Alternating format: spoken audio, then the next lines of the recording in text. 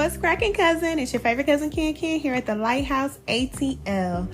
This is the Divine Feminine headquarters, and yes, this is your favorite cousin, Ken from the YouTube channel, Can Be the Light. I know many of you are like, Ken, where you been? What's been going on? Well, I took 3 years off from work to work on myself. So no relationship, no job, no business, no nothing. Just strictly working on myself. And I have been guided to come back and help a powerful community of women that are deciding to do the same thing. No longer working hard, releasing all toxicity from your life, and connecting to your true divine feminine identity. I will be here every week, every Monday, with spiritual guidance for you ladies. I'm so excited to work with you, and congratulations to the new you.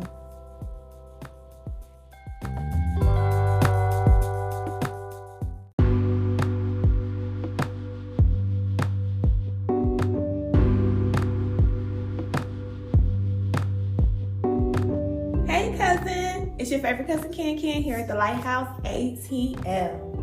Okay, cousin, so this is part 2 of how children be fake, okay? They are fake, they are weird, they are ugly. No,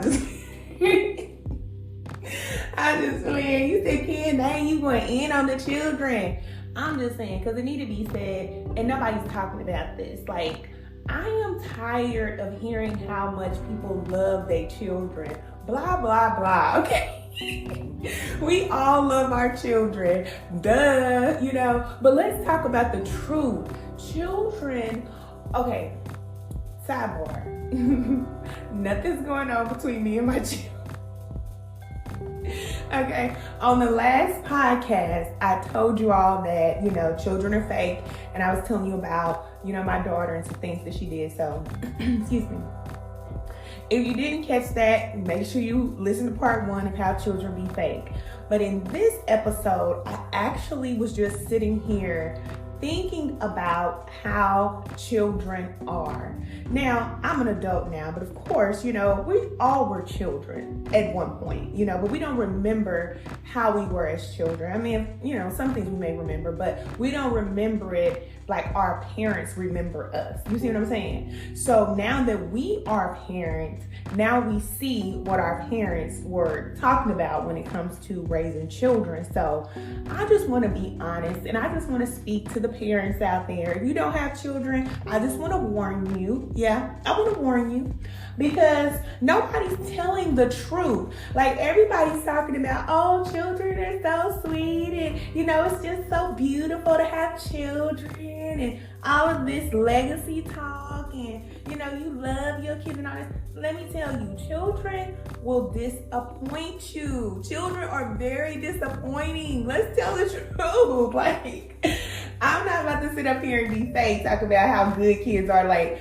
yes, you know, children are good sometimes, but for the most part, they disappoint you. Okay, so here's an example. When your children are young, disappointment from your child is something like, you know, why did you get that F in school? You know better. Why did you bring home that F? You know, you're smarter than this. You shouldn't be getting that F. And it disappoints you, right? Because you put all this effort into your child, you teach them everything, and then they go to school and get an F in language arts. It's like, why did you not even try to pass this class, okay? So that's what disappointment looks like from your children when they're young. And then when they get to high school, they disappoint you even more, because now the disappointment is like, why are you smoking weed? You know what I'm saying? Why are you skipping school? Why are you not applying yourself smoking? You know what I'm saying? When you know you have put all of your hard work, your effort, and everything into this child, and they just sit up there like, I don't know. You know, y'all know the look that they give you. Like, they just don't know. But they really do know, okay? But of course, you know, they have to go through their experience or whatever. So that's how they disappoint you when they get to that level of high school. And then when they get grown, okay, alleged grown, for all the parents out there who have grown children, this is where the real disappointment kicks in, okay? Now, granted, they can turn it around, and most children do. But there is a point in time when they, get to that, that teenage, 18, 19, 20, when they get to that age, then they just feel like they don't even really want to be bothered with you. They totally stop talking to you for the most part. Now, if you have children that still talk to you and they still around you and everything like that, that's great, which, my children are still around me too, but it just becomes more distant. And the only time they really want to talk to you is when they want something or when they want advice about something. Maybe they need some advice. But for the most part, it's like, I'm doing my own thing, and it is disappointing. It is so disappointing. So this is what I want to warn you ladies about out there, you ladies who don't have children. I'm here to tell you that it is not easy to have children. And I think as women, we have to reevaluate the way that we raise these children. Like our mindset about raising children, it has to change. It has to be like a revolving door. We cannot look at these children like they are everything. Like, oh, I just, want to make sure that my children are straight, because we put our life on the line, literally, to have them. And then after we have them, we now just base everything that we do around our children. For those of us women who, respect our children, we care about what they think about us and things like that. We don't, put them in certain situations. We sacrifice for them. We're going out there working hard to make sure that they have everything that they need. They come home every day. The lights is on. The bills are paid. They get everything that they ask for.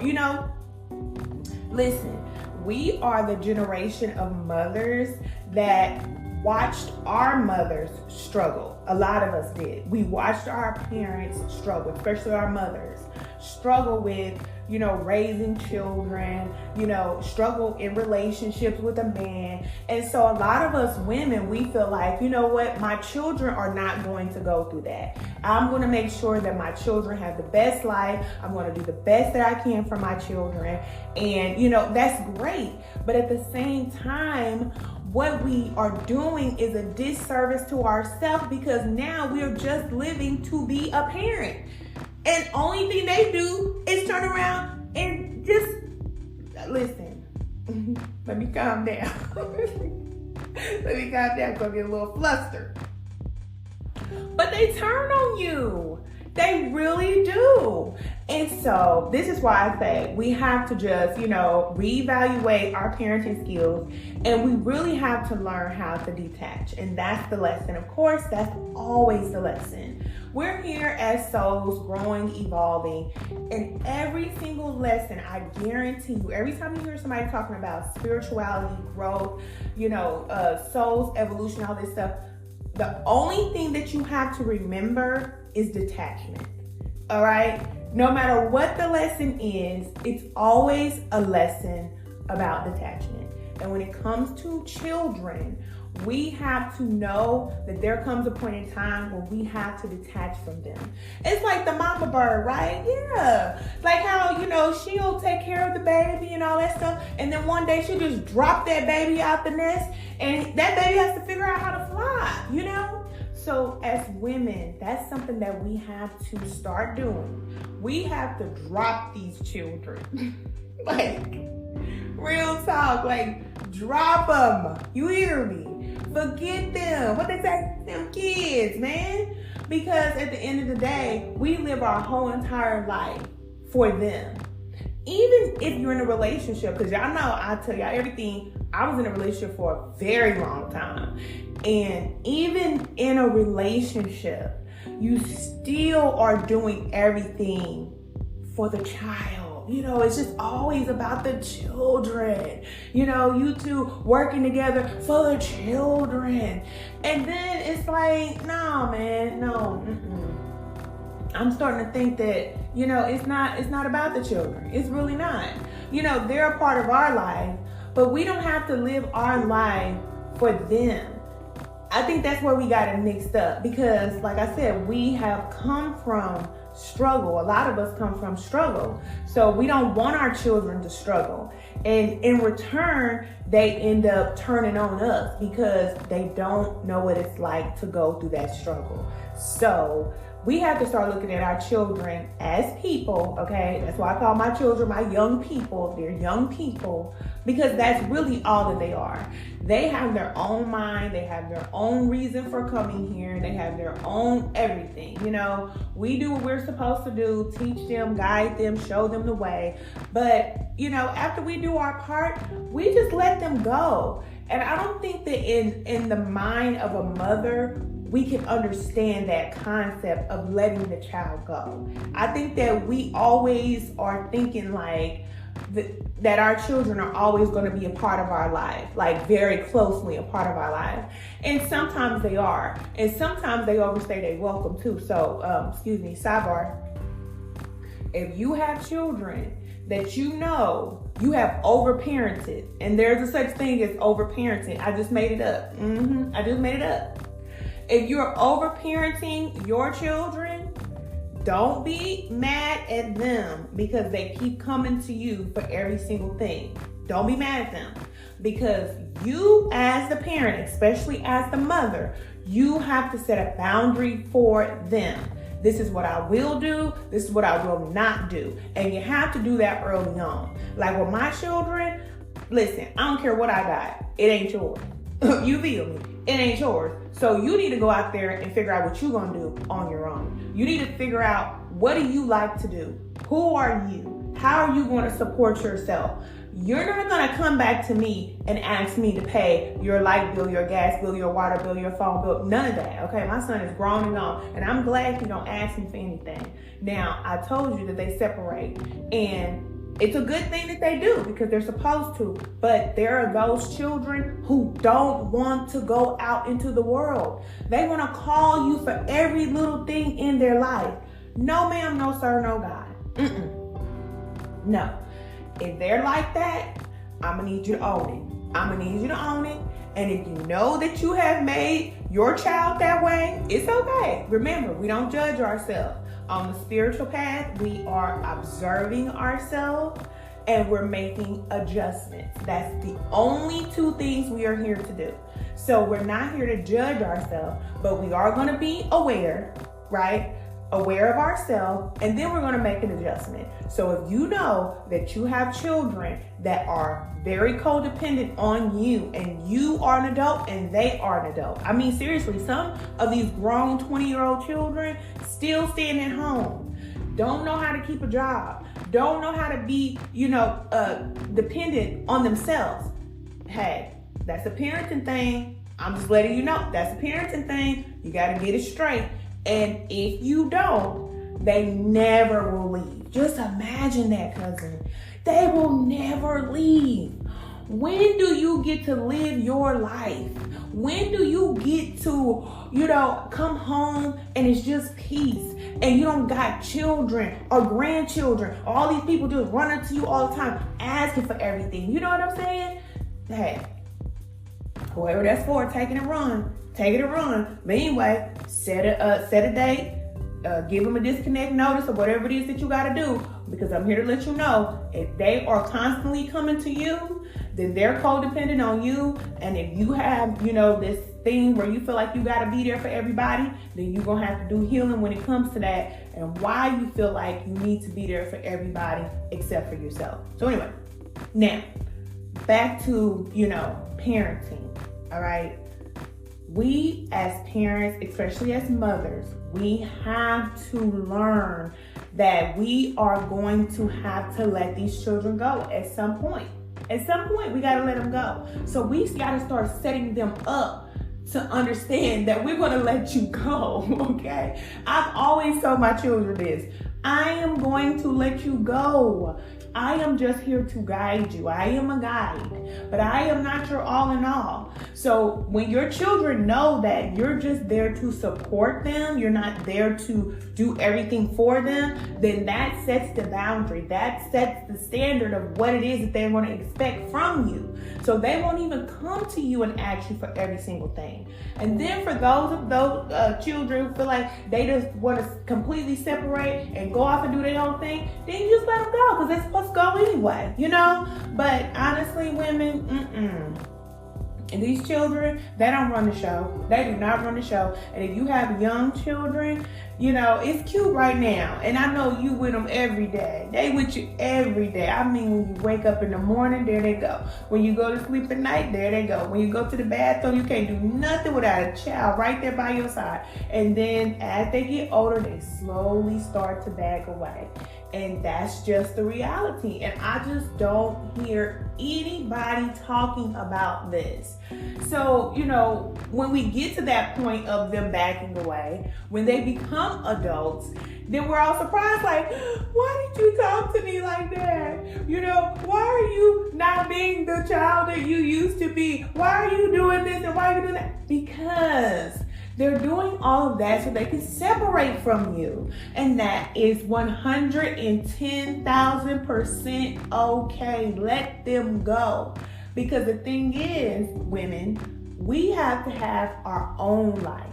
We have to have ourselves immersed in our purpose. When you are in your purpose and you're doing what you know you were created to do, then you don't even have those attachments to people and places and things like that, because your purpose is driving you every single day. So women, we have a purpose, and it's not just to raise a child. It's not just to be there for a man. We have a purpose that involves many, many people. So this is the reason why we have to let people go, because there's new people who need to come in. And for the women out there who feel like, I can't have children, I'll call those women the mother of many. You are supposed to be out there in these children's lives who need a mother. There are thousands upon thousands upon thousands upon thousands of children in the world who need a mother, who need to be loved and nurtured. But there are women who feel like just because the child didn't come from them, then they don't want to parent those children. And I'm going to tell you, there's some healing that needs to take place there. Because listen, if you have all this love to give as a woman, and you feel like, I don't have a child of my own, you are supposed to be a mother to many, many, many, many, many, many thousands of children. There are so many children that are supposed to say, because of her, my life is different. It's about the collective. It's not about us.